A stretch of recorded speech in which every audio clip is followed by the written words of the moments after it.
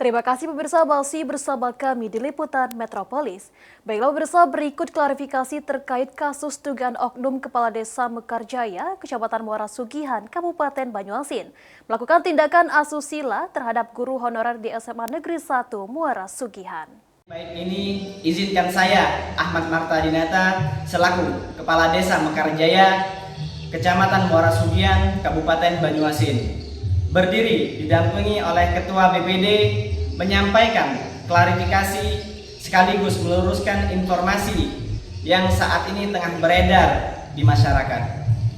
Beberapa hari terakhir saya mendengar dan membaca berbagai kabar serta unggahan di media sosial yang menyebutkan bahwasan saya terlibat dalam sebuah kasus yang mencoreng nama baik saya pribadi maupun lembaga yang saya pimpin.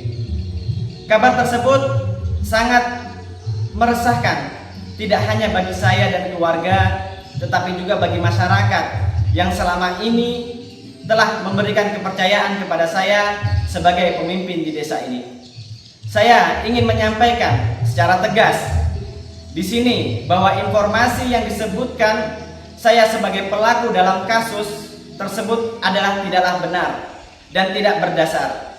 Saya menyampaikan bahwa saya tidak pernah terlibat baik secara langsung maupun tidak langsung dalam tindakan yang dituduhkan tersebut. Saya meminta dan saya memahami juga bahwa sebagai seorang pejabat publik saya tidak kebal terhadap isu dan fitnah. Namun saya juga percaya bahwa kebenaran akan selalu menemukan jalannya.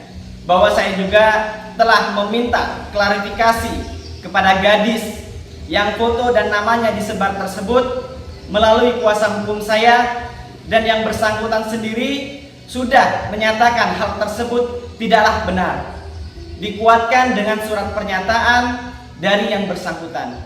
Saya juga menghimbau kepada seluruh warga masyarakat agar tidak mudah terprovokasi oleh informasi yang belum jelas kebenarannya, apalagi yang bersumber dari pihak-pihak yang tidak bertanggung jawab. Mari kita jaga persatuan dan kondusivitas Desa Mekarjaya yang kita cintai ini.